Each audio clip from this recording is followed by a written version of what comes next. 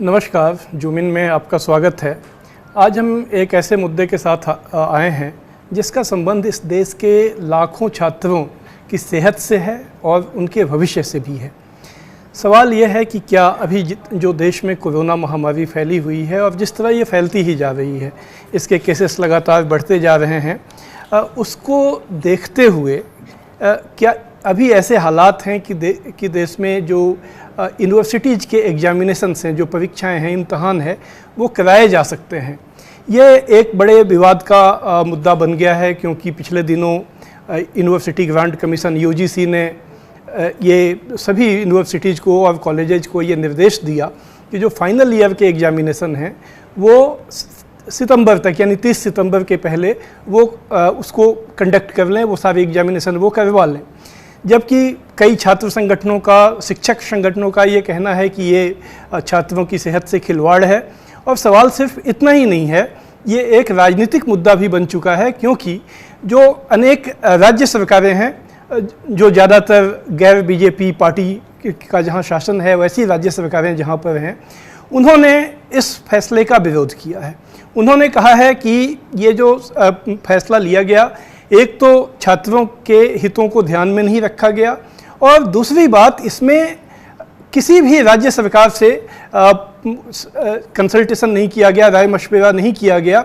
जबकि जो higher education है, उच्चतर शिक्षा है, वो संविधान के कंकरेंट लिस्ट, समवर्ती सूची का विषय है, जिसमें राज्य और केंद्र दोनों का ही दखल होता है। तो वो बिना किसी भी राज्य से, बिना किसी छात्र संगठन से, बिना किसी शिक्षक संगठन से राय मशविरा किए यूजीसी ने ये गाइडलाइन दे दी है। इसमें कई राज्यों ने, खासकर महाराष्ट्र ने तो बहुत ही साफ कह दिया है कि वो इसका पालन नहीं करेंगे, क्योंकि आपदा प्रबंधन कानून जो है उसके तहत उनको ये अधिकार मिला हुआ है कि ऐसे किसी भी निर्देश का वो अनादर कर सकते हैं, उसकी अवहेलना कर सकते हैं। जबकि केंद्र सरकार की तरफ से, मानव संसाधन विकास मंत्रालय की तरफ से ये कहा गया है कि ये जो निर्देश है, यूजीसी की जो नई गाइडलाइन है एग्जामिनेशन के बारे में, वो बाइंडिंग है, उसको मानना ही होगा, बाध्यकारी है। और ये एक इसीलिए, चूँकि केंद्र का जो रुख है, यूजीसी का जो स्टैंड है और विभिन्न राज्य सरकारों का जो स्टैंड है, उसके बीच में एक टकराव खड़ा हो गया है। आज हम इसी बात को समझने की कोशिश करेंगे कि जो लोग इसके खिलाफ हैं वो क्यों इसके खिलाफ हैं, और सरकार अगर इसको समर्थन कर रही है, इसका यूजीसी एग्जामिनेशन कराना चाहता है, तो क्यों करवाना चाहता है इस माहौल में। इसमें हमारे साथ कई गेस्ट जुड़ेंगे। हम सबसे पहले बात करेंगे, हमारे साथ जो NSUI, national students union of India के नेशनल कोऑर्डिनेटर इंचार्ज हैं करणबीर सिंह।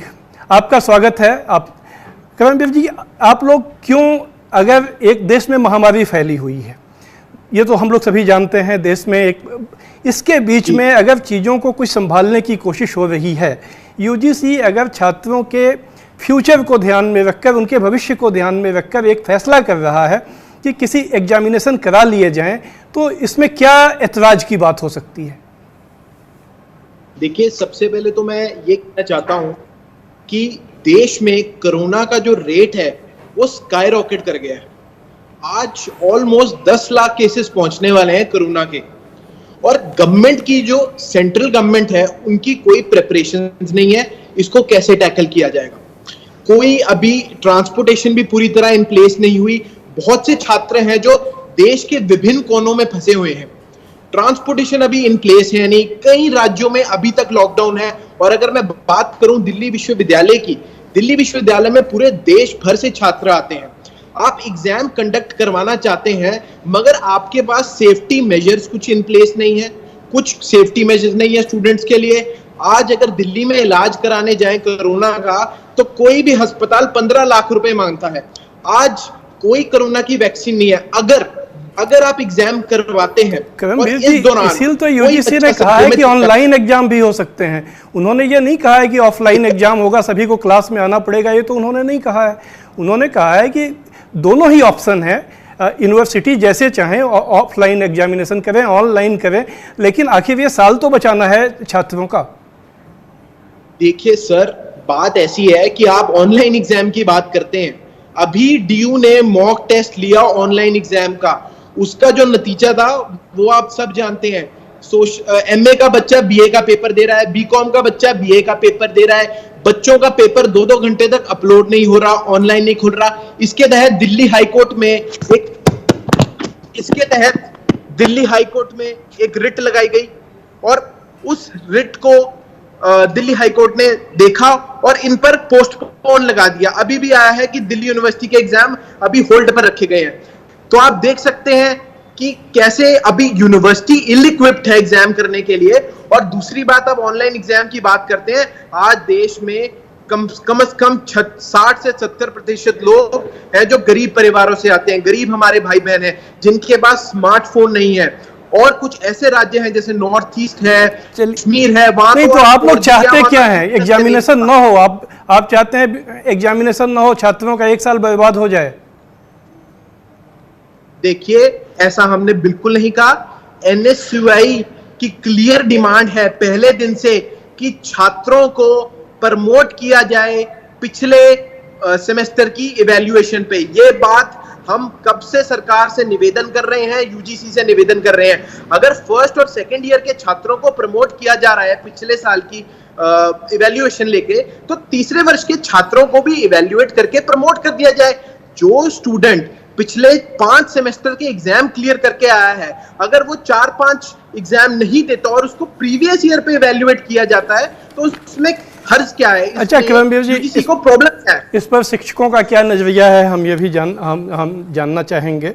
हमारे साथ अब जुड़ेंगी नंदिता नारायण, एसोसिएट प्रोफेसर हैं और टीचर्स मूवमेंट का वो बहुत ही जाना पहचाना नाम है, काफ़ी प्रतिष्ठित नाम है। नंदिता जी, आपका स्वागत है। नंदिता जी, अभी जो छात्र संगठन के प्रतिनिधि कह रहे थे कि सभी छात्रों को प्रमोट कर दिया जाए, क्या आपको नहीं लगता है ऐसा करने से जो एजुकेशन का जो स्टैंडर्ड है वो कॉम्प्रोमाइज होगा? और अगर आप सभी को प्रमोट कर देंगे तो फिर कैसे वो पता चलेगा कि किस में कितनी कैपेबिलिटी थी पढ़ाई करने की? नहीं, देखिए, ऐसा है कि इसमें जहाँ तक मैंने सुना है कि स्टूडेंट्स ने जो कहा है और जो टीचर्स भी कह रहे हैं, ये सिर्फ हमारी दिल्ली यूनिवर्सिटी टीचर्स एसोसिएशन का यूनानिमस पोजीशन ही नहीं है। पूरे देश के जो सेंट्रल यूनिवर्सिटीज़ हैं, स्टेट यूनिवर्सिटीज़ हैं, जितने भी हमारे हायर एजुकेशन इंस्टीट्यूशंस हैं, वो सब एक आवाज़ में, हमारा एक ग्रुप भी है, joint forum for movement on education, federation of central universities teachers association, हम भी यही कह रहे हैं। और हम ये नहीं कह रहे हैं कि आप सबको ऑटोमेटिकली प्रमोट किया जाए। हम कह रहे हैं कि आप उनका जो रिजल्ट है पिछले 5 सेमेस्टर्स में, आपको ये जानना चाहिए कि ये वाला सेमेस्टर 6 में से केवल 1 सेमेस्टर है। ये कोई उस तरह से फाइनल एग्जाम नहीं है, इसकी कोई और ज्यादा अहमियत नहीं है as compare to the earlier semester. सारे सेमेस्टर्स में बोर्ड एग्जाम होता है, एक्सटर्नल इवैल्यूएशन होती है 75%, इंटरनल होती है 25%।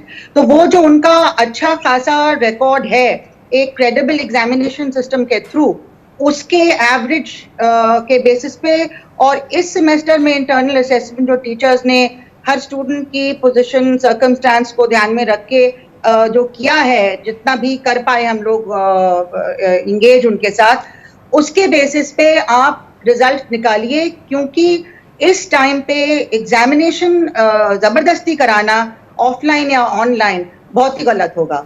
ऑनलाइन कभी भी हमारे यहाँ ऐसा कोई सिस्टम ऑनलाइन एग्जामिनेशन का नहीं है। इसमें आपका जो बेसिक चीज है कि कौन एग्जाम कर रहा है, स्टूडेंट खुद कर रहा है, कोई और कर रहा है, आप एक करप्ट सिस्टम को इसमें इनकरेज करते हैं। और ऐसी जो फर्जी एक इंडस्ट्री बन गई है कि किसी की एग्जाम करके उसका स्क्रिप्ट आप अपलोड करवा दें, और जो पूरा ऑनेस्टी का सवाल है उसको डाउनग्रेड करके आप एक अब्सर्ड सिस्टम लाना चाहते हैं।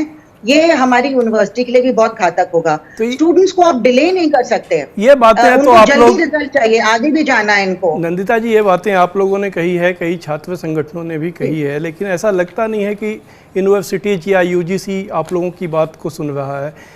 दिल्ली हाई कोर्ट में भी ये मामला आया था, वहाँ दिल्ली यूनिवर्सिटी ने तो बाकायदा शेड्यूल दे दिया है जिससे कि वो अगस्त में एग्जामिनेशन कंडक्ट कराए जाएंगे।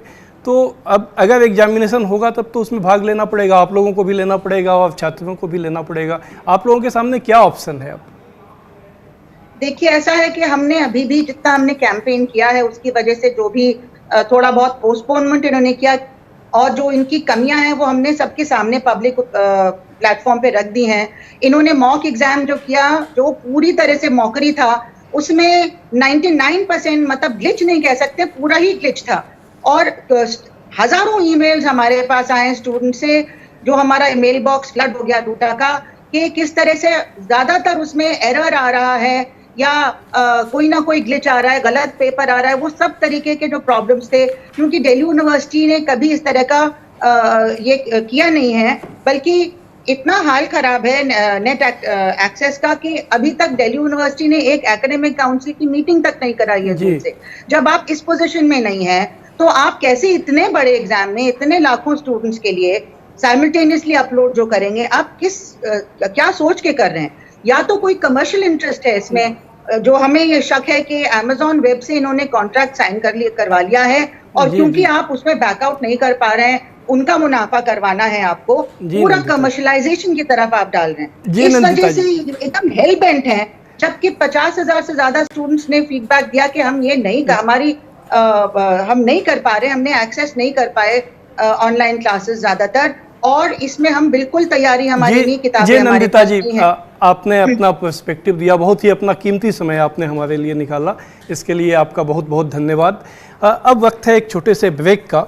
जब हम ब्रेक के बाद आएंगे तो देखेंगे कि अखिल भारतीय विद्यार्थी परिषद जो एक बड़ा छात्र संगठन है, उसका आखिर इसके बारे में क्या स्टैंड है, और हम उससे ज़्यादा जो बड़ा सवाल है कि इसमें जो राजनीतिक सवाल उठे हैं, उसके लिए भी हम एक खास मेहमान के पास चलेंगे। अभी वक्त है एक छोटे से ब्रेक का।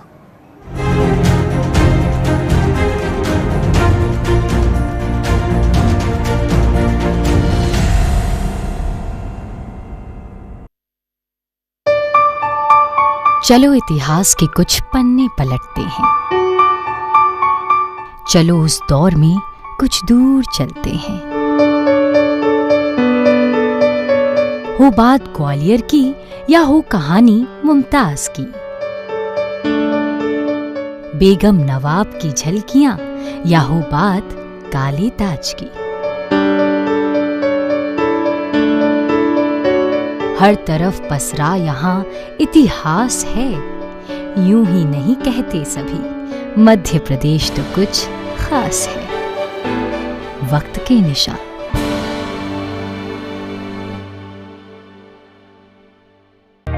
सपने सच तब होंगे जब आप सपने दिखना शुरू करेंगे। ये शब्द हैं उस शख्सियत के जिसके सपनों ने दी इस देश को एक नई उड़ान, डॉक्टर APJ अब्दुल कलाम। और ऐसे ही हर स्टूडेंट के सपने पूरे करेंगे हम, under best guidance of expert faculty team. Admission open in science and technology, humanities, social science, arts and sports. Doctor APJ Abdul Kalam university, Indore.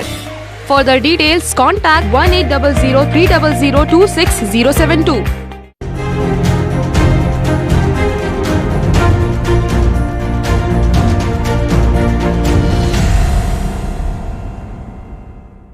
जुमिन में आपका एक बार फिर से स्वागत है। आज हम लोग बात कर रहे हैं कि क्या इस समय देश में एग्जामिनेशन, इम्तहान कराने की स्थितियां हैं, और अगर इम्तहान के बारे में कोई फ़ैसला UGC को लेना है तो वो फ़ैसला किस तरह से लिया जाना चाहिए, एक तरफा ढंग से लेना चाहिए या इसमें कोई ब्रॉडर एक कंसल्टेशन, राय मशवरे की आवश्यकता है। तो इस बारे में अब हम अखिल भारतीय विद्यार्थी परिषद, जो कि देश का एक बहुत बड़ा छात्र संगठन है, उसकी क्या सोच है ये जानने के लिए हम बात करेंगे उदय इनाला जी से, जो कि राष्ट्रीय मंत्री हैं अखिल भारतीय विद्यार्थी परिषद जी का। उदय जी, आपका स्वागत है। नमस्ते, धन्यवाद। उदय जी, ये जो सारा मामला, एक जो विवाद खड़ा हो गया है, UGC ने जो फैसला किया कि 30 सितंबर तक सभी यूनिवर्सिटीज़ को अपने फाइनल ईयर के एग्ज़ाम करा लेने हैं, इस पर अखिल भारतीय विद्यार्थी परिषद का क्या स्टैंड है? देखिए, विद्यार्थी परिषद का शुरू से, जब से कोरोना महामारी भारत में आई, उससे पहले से ही विद्यार्थी परिषद का ये मत रहा है कुछ फॉर्म ऑफ इवैल्यूएशन जो है होना ही होना चाहिए। मूल्यांकन के बिना जो प्रमोशन करने के जो स्टैंड उन्होंने लिया है, इसके हमेशा खिलाफ रही है विद्यार्थी परिषद। बिना इवैल्यूएशन के प्रमोशन करने के खिलाफ विद्यार्थी परिषद का स्टैंड शुरू से रहा है, और ऐसा नहीं है कि 1-2 महीने में हम स्टैंड बदल रहे हैं। हमने जो सिचुएशन बन रही है उसको समझते हुए, जहां पे आप ऑफलाइन एग्जाम्स नहीं हो सकते, वहां ऑनलाइन पद्धति पे चलते हैं। हो सकती है। वहां आप सोचिए एक यूनिवर्सिटी, स्टेट गवर्नमेंट से ये रेस्पॉन्सिबिलिटी बनती है कि वो स्टूडेंट्स को जो है एक ऐसी डिग्री उनके हाथ में दे कि वो कल को उनके फ्यूचर के क्वेश्चन ना करें। कल को वो जब कहीं कंपनीज के एजुकेशन के लिए अगर अप्लाई करते हैं या हायर एजुकेशन, तो यानी इस पर जो आपत्तियां उठाई जा रही हैं इससे आप लोग सहमत नहीं हैं? जो ऑनलाइन एग्जामिनेशन को लेकर जो देश में दिक्कतें हैं, उसके जो सारे सवाल अलग अलग हलकों से उठाई गई, उससे आप लोग सहमत नहीं हैं? नहीं, दिक्कतें तो हैं। मैं ये नहीं कह रहा हूँ कि ऑनलाइन एग्जामिनेशंस पॉसिबल है, बहुत जगहों पे नहीं है, लेकिन इसका मतलब ये नहीं है कि इवैल्यूएशन छोड़ देना चाहिए। बहुत सारी ऐसे ऑप्शंस हैं। अगर विदेश में अभी जो बहुत सारे यूरोपियन मॉडल्स को स्टडी करेंगे तो एक होम एग्जामिनेशन का फॉर्मूला यूज किया गया है, जिससे छात्रों को जो है जा रहे हैं वो घर जाते हैं, वो एनालिटिकल एबिलिटी पे क्वेश्चंस होती है जिसपे स्टूडेंट अपने घर पे बैठ के वो आंसर करता है, और उसका अगर वो वापस पोस्ट नहीं कर पाता तो उसकी स्क्रीनशॉट्स या फोटो भेज के वो जो है अपने टीचर्स को प्रोवाइड करता है। तो इससे क्या होता है, ये जो अपने कंटिन्यूटी एजुकेशन फील्ड में ये बनी रहेगी। तो इसलिए हम लोगों को ये सोचने की जरूरत है, यूनिवर्सिटी 4 महीने से जब ये शुरू हुआ था तभी से जब यूनिवर्सिटीज को पता था कि कुछ ऐसा इवैल्यूएशन का सवाल आएगा, तो यूनिवर्सिटीज की तरफ से ये फेलियर है, इंक्लूडिंग स्टेट गवर्नमेंट की तरफ से, कि इवैल्यूएशन पे कुछ किसी भी लेवल की प्लानिंग नहीं की गई। तो ये इजी सोल्यूशन है कि हम तो उनके फेलियर की कीमत छात्रों को क्यों चुकानी चाहिए? तो छात्रों को मैं यही कह रहा हूँ कि कीमत छात्रों को कब चुकानी पड़ेगी, आज या भविष्य में? भविष्य में जब उनकी डिग्री कंसिडर नहीं की जाएगी तब उसका जवाबदेही कौन होगा? उस समय यूनिवर्सिटीज तो नहीं जवाब देंगी, उस समय वो छात्र अपने पर्सनल लाइफ में जा चुका होगा, उस समय वो जो फेस करेगा।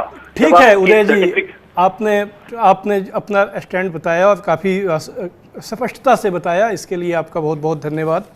अब हम हमारे साथ जुड़ रहे हैं श्री HS लकी। लकी जी पंजाब यूनिवर्सिटी में सीनेट और सिंडिकेट के मेंबर रह चुके हैं, चंडीगढ़ प्रदेश कांग्रेस के महासचिव हैं, और इनके पास हम इस सवाल के साथ चलेंगे कि इनकी पार्टी की अभी पंजाब में सरकार है। वहाँ के मुख्यमंत्री अमरिंदर सिंह जी ने कहा है कि वो छात्रों की सेहत को जोखिम में नहीं डाल सकते। ये तो एक सवाल है छात्रों की सेहत का। दूसरा सवाल जो ये उठाया गया है कि जिस ढंग से ये फैसला लिया गया वह राज्यों के अधिकार का हनन है, क्योंकि राज्यों से कोई कंसल्टेशन नहीं किया गया। लेकिन लकी साहब, जो केंद्रीय मानव संसाधन मंत्रालय है, ह्यूमन रिसोर्स डेवलपमेंट मिनिस्ट्री है, उसके सेक्रेटरी ने बहुत साफ साफ कहा है कि कोई भी गुंजाइश नहीं है आप लोगों के पास एग्जामिनेशन कंडक्ट कराने के अलावा, क्योंकि UGC एक्ट में ये प्रोविज़न है कि अगर कोई UGC या केंद्र कुछ कहता है तो आप उसे मना नहीं कर सकते। आप सत्येंद्र जी, सबसे पहले तो मैं आपका धन्यवाद करता हूं कि आपने देश के इतने ज्वलंत मुद्दे के ऊपर आज एक चर्चा यहाँ पर अपने चैनल के माध्यम से की है। और जहां तक मैं सबसे पहले आपका ये भी बताना चाहूंगा कि जो कोरोना वैश्विक महामारी है उसकी स्थिति आज पूरे देश में क्या है। पूरे विश्व के अंदर करोड़ से ऊपर जो बीमार हैं लोग, और अगर आप भारत देश की भी बात करें तो 10 लाख के करीब ये आंकड़ा पहुंचने वाला है। जहां पर मुझे याद है महीना 1.5 महीना पहले जब कोरोना मीटर को हम देखते होते थे अपने मोबाइल के ऊपर, व्हाट्सएप के ऊपर, तो भारत का स्थान जो है 41वां 42वां उसके अंदर आता था। आज ये स्थिति बिल्कुल बदल चुकी है। जो स्थिति ये है कि आज भारत ये 3रे नंबर पर पहुंच चुका है, और बहुत जल्दी मुझे लगता है कि कहीं ऐसा ना हो कि जिस तरह से स्थिति चल रही है, जिस तरह से लगातार केसेस बढ़ रहे हैं, आज 28 से 30 हजार केस रोज आने शुरू हो गए हैं। और सरकार क्या करती है? सरकार के पास कोई प्लानिंग नहीं है। जब लॉकडाउन तब लगाती है जब एक भी केस नहीं। सर, ये तो स्थिति है। हम जिस विषय पे बात कर रहे हैं उन्होंने इसीलिए ऑनलाइन एग्जामिनेशन का ऑप्शन दिया है कि यूनिवर्सिटी चाहे तो ऑनलाइन एग्जामिनेशन करवा सकती हैं। मेरे से पहले बोलते हुए मैं छात्र नेता भी रहा हूं, और मुझे मौका भी मिला विश्वविद्यालय में सेनेट और सिंडिकेट का मेंबर का। I have been on both sides of the bench. मैं एक स्टूडेंट लीडर भी रहा हूं और मैं एक सेनेट और सिंडिकेट का मेंबर होने के कारण यूनिवर्सिटी की जो गवर्निंग बॉडी है उसमें भी रहा हूं। तो मुझे उस तरह से एक्सपीरियंस है किस तरह से एग्जाम्स कंडक्ट होते हैं, किस तरह से चीजें होती हैं। आप आज बात कर रहे हैं, ठीक है, कि ऑप्शन दे रहे हैं जी, जहां पर आप फिजिकल एग्जामिनेशन कर सकते हैं वहां फिजिकल एग्जामिनेशन कीजिए, जहां पर आप नहीं कर सकते वहां पे ऑनलाइन कीजिए। आपको पता है भारत देश की स्थिति क्या है। भारत हमारा देश जो है जो विषमताओं का देश है। यहाँ पे बहुत से ऐसे प्रदेश हैं, गांव हैं, दूर दराज के क्षेत्र हैं जहां पर बिजली नहीं आती, इंटरनेट तो बहुत बड़ी बात है।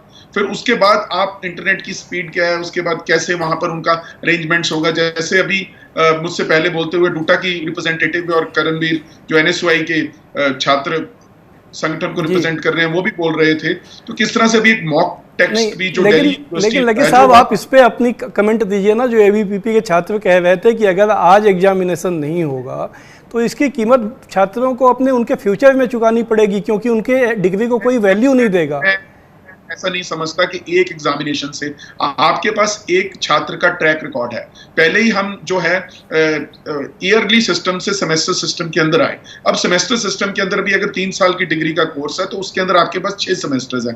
5 सेमेस्टर्स में आप एक छात्र का आकलन कर चुके हैं, first, second, third, fourth, fifth. आपको पता है विभिन्न सब्जेक्ट्स के अंदर उसकी क्या परफॉर्मेंस रही है। अब 6वें सेमेस्टर के अंदर अगर आप उसकी असेसमेंट उसके पुराने जो रिकॉर्ड है उसके हिसाब से करेंगे, मैं ऐसा नहीं समझता कि कोई पहाड़ टूट जाएगा। लेकिन आपने मेरे पहले सवाल का जवाब नहीं दिया कि ये तो जो राज्य और केंद्र के अधिकार क्षेत्र का सवाल उठा है उसमें क्या कोई ऐसी एम्बिग्यूटी है, या जैसा कि केंद्रीय जो सेक्रेटरी हैं ह्यूमन रिसोर्स डेवलपमेंट के, उन्होंने कहा कि कोई एम्बिग्यूटी नहीं है, अगर UGC कहता है तो ये मानना पड़ेगा। सत्येंद्र जी, ये सरकार की शुरू से कमी रही है। इन्होंने कभी भी ऑपोजिशन को या जो दूसरा विपक्ष है या जो दूसरा इनसे कुछ विभिन्न विचार रखता है उसको भी कभी ऑन बोर्ड लेने की कोशिश नहीं। इस मामले में भी ऐसा हुआ है। आज अगर बंगाल, दिल्ली और राजस्थान, पंजाब ये एक डाइवर्सिव स्टैंड ले रहे हैं, एक अलग से स्टैंड ले रहे हैं और कह रहे हैं कि एग्जाम नहीं कंडक्ट होने चाहिए, इनको बात सुननी चाहिए। ये जो UGC की भी बात कर रहे हैं, नहीं नहीं आपके पास ये तो बिल्कुल हमने एक फैसला लिया, आप इसमें कुछ नहीं कर सकते। ये जो सब्जेक्ट है हायर एजुकेशन का भी, जो एजुकेशन है स्कूल एजुकेशन, वो तो स्टेट सब्जेक्ट है ही है। जो हायर एजुकेशन है वो कॉन्करेंट लिस्ट के अंदर आता है और उसके अंदर आपको दोनों पक्षों की बात सुननी चाहिए। आपको राज्य सरकारों से पहले बात करनी चाहिए थी और उसके बाद एक फैसला लेना चाहिए था। हमेशा जो केंद्र है या UGC है या जो एजुकेशन सेक्रेटरी अब कह रहे हैं, इनको एक टकराव की स्थिति नहीं बनानी चाहिए थी, क्योंकि सवाल देश के नौजवानों के भविष्य का है। वो कोई कांग्रेस के नहीं है, वो कोई भारतीय जनता पार्टी के नहीं है, वो किसी पक्ष विपक्ष के नहीं है, वो पूरे देश के बच्चे हैं, पूरे देश के विद्यार्थी हैं। आज उनकी सेहत का भी ख्याल रखना है, साथ ही साथ ये भी ख्याल रखना है कि किस तरीके से एक ऐसा यूनिफॉर्म सिस्टम अडॉप्ट किया जाए जिसको फॉलो करके हम जो है आगे बढ़ सके, ना कि यहाँ पर कोई जिद पकड़कर या लेकिन जी कल एक खबर आई कि महाराष्ट्र में जो चीफ मिनिस्टर हैं उद्धव ठाकरे, उन्होंने मीटिंग की वहाँ का जो आपदा प्रबंधन बोर्ड है उसकी, और उसमें यह फैसला किया गया कि महाराष्ट्र एग्जामिनेशन नहीं कराएगा। और उसके बाद महाराष्ट्र सरकार की तरफ से ये कहा गया है कि जो ये कानून है आपदा प्रबंधन अधिनियम, यह राज्य सरकार को ऑथराइज करता है इस तरह के फैसले लेने के लिए। मैं आपसे जानना चाहता हूँ, क्या ये इसी रास्ते पर दूसरी आपकी पंजाब की सरकार है या दूसरी जो सरकारें हैं वो भी इसको फॉलो करेंगी, या वो इसमें अंत में जाके नरम पड़ जाएंगी? सतेंद्र जी, मैं एक लॉयर भी हूं और कानून का भी ज्ञान रखता हूं। जो वो बात कह रहे हैं महाराष्ट्र के मुख्यमंत्री बिल्कुल ठीक कर रहे हैं। डिजास्टर मैनेजमेंट के अंदर आपको बहुत वास्ट पावर्स मिलती हैं और उस समय आप कुछ भी कर सकते हैं। और आप महाराष्ट्र की स्थिति भी देख सकते हैं, वहां पर 8000 के करीब रोज केसेस आ रहे हैं। मुंबई की आप हालत देख लीजिए, दिल्ली में देख लीजिए 2500-3000 हजार केसेस आ रहे हैं। आप कुछ 2-3 दिन से थोड़ा सा कम हुआ है, 1600-1700 है, पर कभी केस बढ़ जाते हैं, कभी कम हो जाते हैं। पंजाब में भी केसेस बढ़े हैं, हरियाणा में भी केसेस बढ़े हैं, जो NCR के आसपास का एरिया उनके अंदर भी केसेस बढ़े हैं, तमिलनाडु। आप देश के विभिन्न राज्यों की स्थिति देख लीजिए कि केसेस नीचे नहीं जा रहे, केसेस ऊपर जा रहे हैं।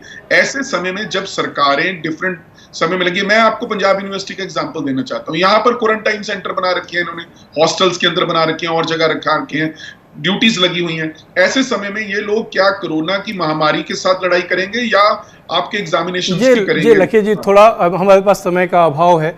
आपने अपना बहुत महत्वपूर्ण समय निकाला, कीमती समय दिया, और बहुत अच्छा पर्सपेक्टिव आपने ये जो कंट्रोवर्सी है इसके ऊपर आपने दिया, इसके लिए आपका बहुत बहुत धन्यवाद। तो आज जूम इन में हम लोगों ने एक महत्वपूर्ण मुद्दे पर जिसका संबंध छात्रों की सेहत और उनके भविष्य से है उसकी चर्चा की। जूम इन के अगले अंक में इसी तरह हम फिर किसी एक महत्वपूर्ण मुद्दे को लेकर आएंगे। आज बस इतना ही। नमस्कार।